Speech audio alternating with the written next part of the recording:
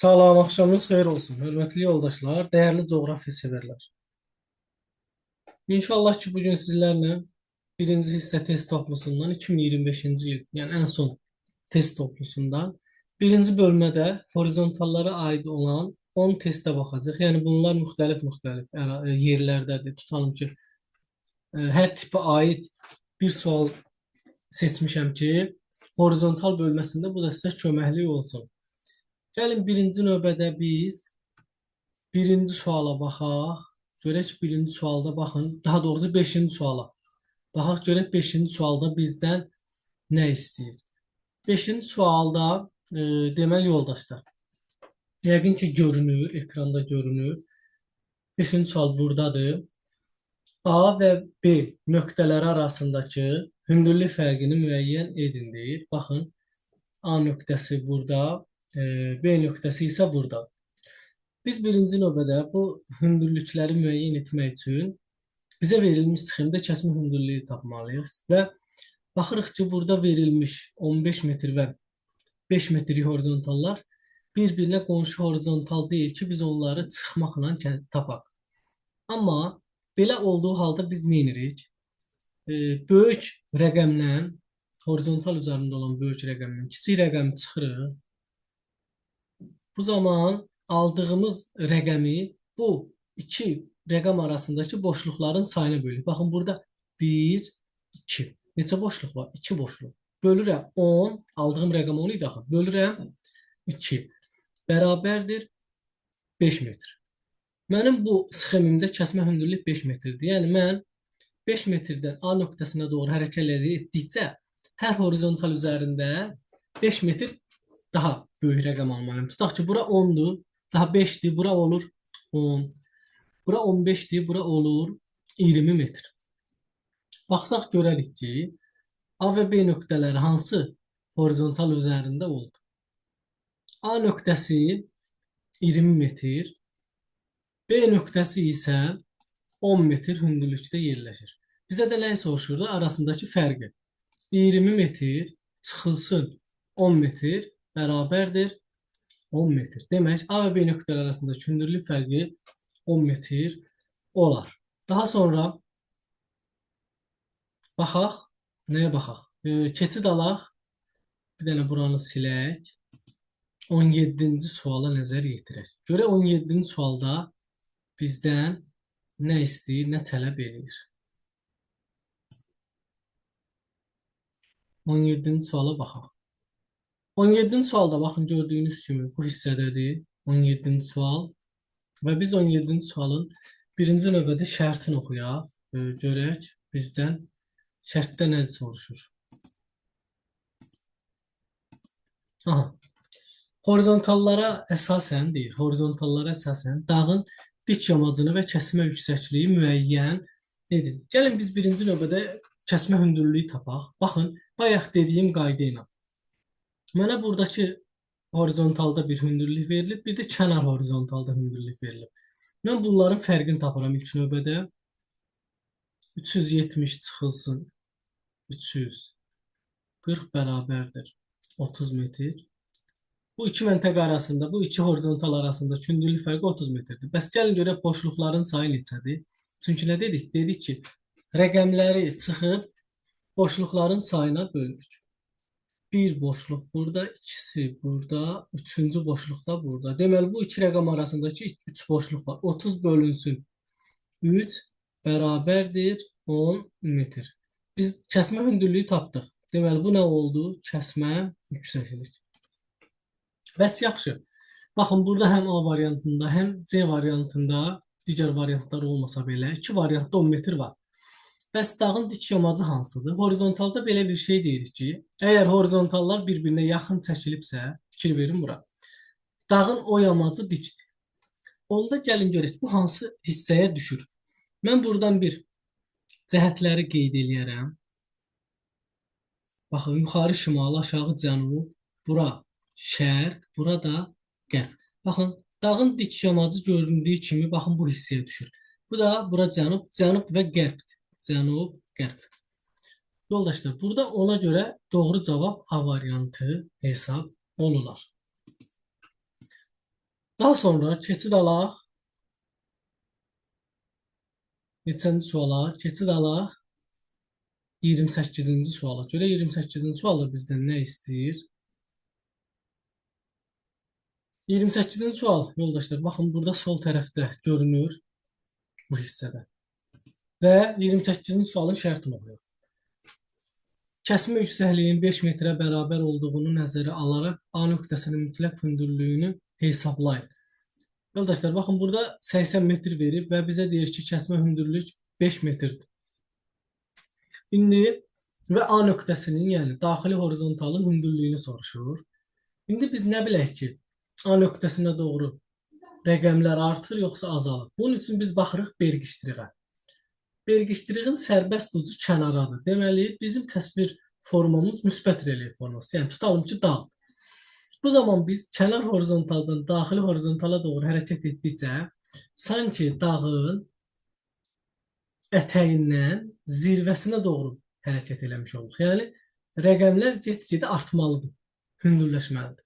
Bura 80 metr olursa, bura 85, A nöqtəsi isə 90 metr olar. Doğru cavab B variantı hesab edilir. 28-ci suala da baxdıq.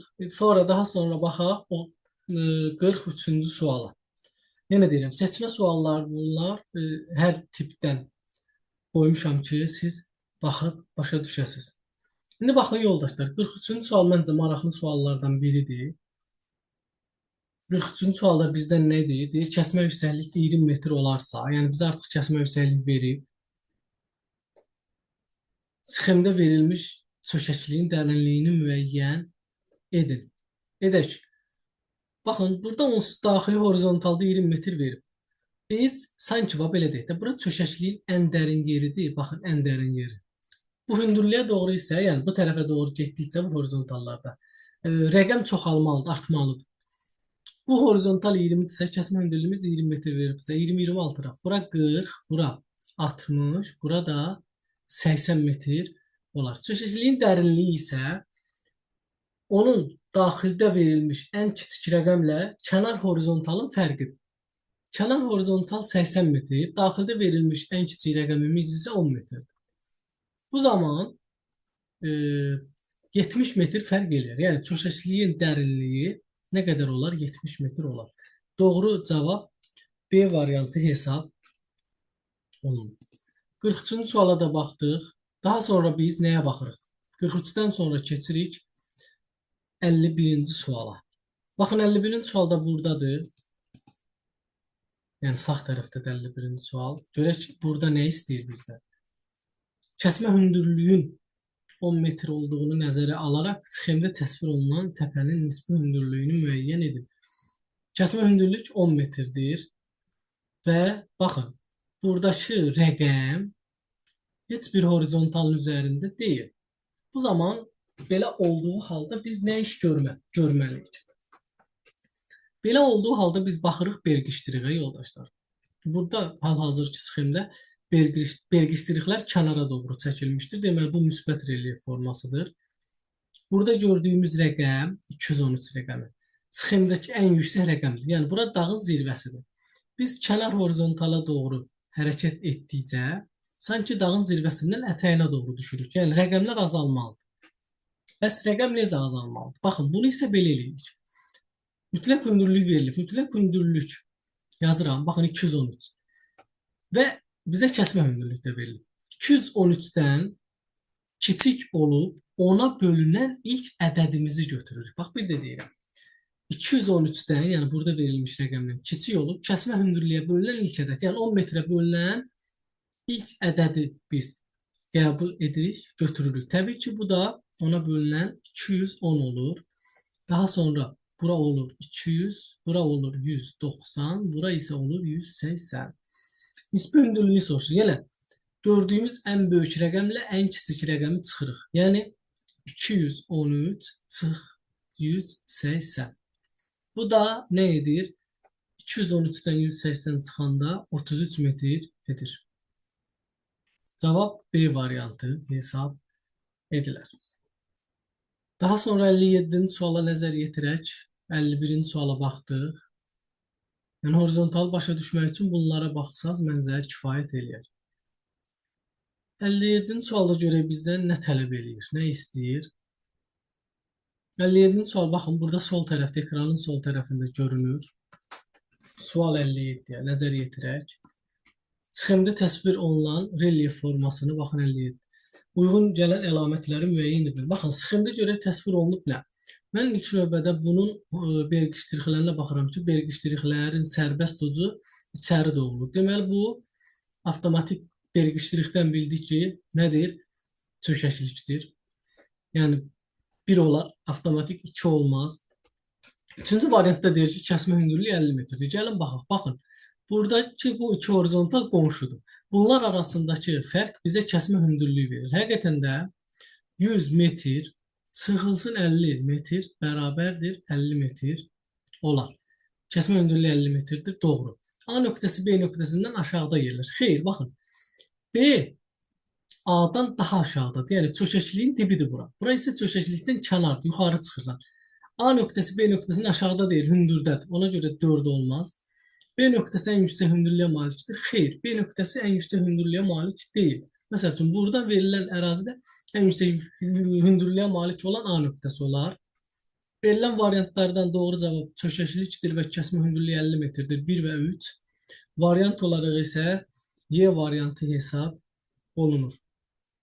57-ci sualdan sonra biz nəzər yetirək 60-cı suala baxaq. Görək 60-cı sualda bizdən horizontalda nəyi istəyir, nəyi tələb edir. Baxaq. 60-cı suala baxaq, nəzər yetirək. 60-cı sualda relyef formasını müəyyən edin deyir. Relyef formasını müəyyən edək. Xarici horizontalın mütləq hündürlüyünü müəyyən edin. Kəsmə hündürlükləri nəzərə alın ki, 20 metrdir. Mən relyef formasını yenə necə müəyyən edirəm? Təbii ki, baxın, bu vergi ştriğə baxarıq. Vergi ştriğin sərbəst ucu içəridirsə, avtomatik bildik ki, bu çökəklikdir. Bunu bildik. Daha sonra biz kəsmə hündürlüyü necə? Bilirik. Kəsmə hündürlüyü bilirik daha doğrusu. Və biz kəsmə hündürlüyə görə İndi xarici horizontal, yəni bax bu horizontalın hündürlüyünü tapacağıq. Bayaqki qaydamız bura üçün də keçərlidir. Daxildə gördüyümüz rəqəmdən indi böyük yoxsa kiçik olduğunu bilmək üçün baxın, bu rəqəm çökəkliyin dibindədir. Biz yavaş-yavaş çökəkliyin yuxarı hissəsinə doğru hərəkət edirik. Yəni hündürə doğru. Deməli 275-dən böyük olan 20-yə bölünən ilk ədədi götürürük. Bu da təbii ki 280 metr olar. 280 metrdirsə, gəlin baxaq. Bura oldu 280, bura oldu 300, bura oldu 320 metr. Cavab B variantı hesab olunar. Daha sonra baxırıq nəyə? Bu neçənci sual idi? 60. 60-cı sualdan sonra keçid alırıq. Neçənci suala? 70-ci suala. 70-ci suala da baxaq. Sonra davam edirik. 70-ci sualda gördüyünüz, baxın, burada ekranın sol tərəfində hal-hazırda yəqin ki görürsünüz.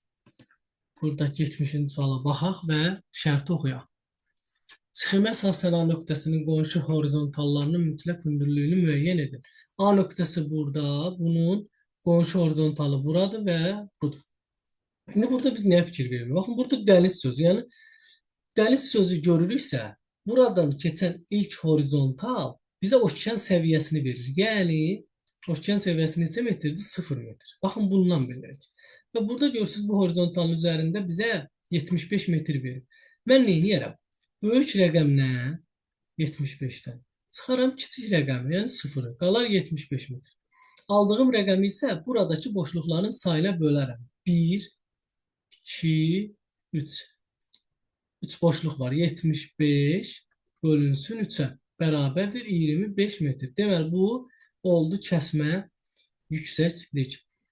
İndi gəlin artıra-artıra gedək. Baxın, bu horizontal 0, 25, 50, 75, 100, 125. A nöqtəsi 100 və 125-in arasında düşdü. Doğru cavab 70-ci sualda olar Y variantı. Sonra sonuncu suala da baxaq. Videonu yekunlaşdıraq. 75-ci suala nəzər yetirək. 75-ci sualda baxın burada. Bu hissədə verib 75-ci sualı.